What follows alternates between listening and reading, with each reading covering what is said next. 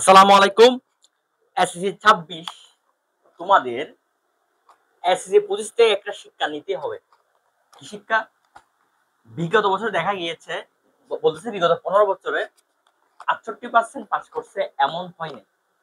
করলে ৮০ উপরে বা ৭৫ উপরে ছিল। কিন্তু এবছর দেখো ৬৮% পাস মানে ৩২ জন ফেল গেছে শতে। আরো বলতেছে কি জানো? প্র্যাকটিক্যাল যদি ভালো করে দেখতো তাহলে বলতেছে আরো ফেল করতো। তাহলে ২৬ পেজের এটাই মেনে নিতে হবে যে তোমাদের এখন যার যতটুকু প্রিপারেশন অবস্থা সেটা দেখে কি ফিরে আসতে হবে। এখন তোমার এমন ভাবে পড়তে হবে যেন তুমি ২৫ পেজের অবস্থা না হয়। না হলে এবছর ২৫ পেজের ফেল করছে প্রায় ৬ লাখ। তোমাদের সময় ফেল করবে কত জানো? প্রায় ১০ লাখ মনে রাখিও। ঠিক আছে? তো তখন দেখবে ৬০% ৬০% বা ৬৫% এর ভিতরে পাসের হার। তাই ২৫ পেজ থেকে শিক্ষা নিয়ে আরো অনেক সময় আছে, প্রায় ৬-৭ মাস সময় আছে বা ৮ মাস সময় আছে বা ১০ মাস সময় আছে।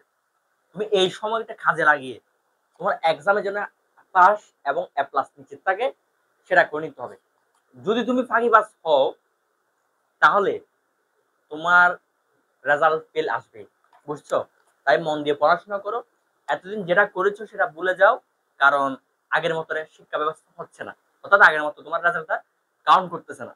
এখন কড়াকড়ি আছে। তুমি তুমি নম্বর পাইছে মনে করো ১০, তোমার ১৫ করে দিচ্ছে না।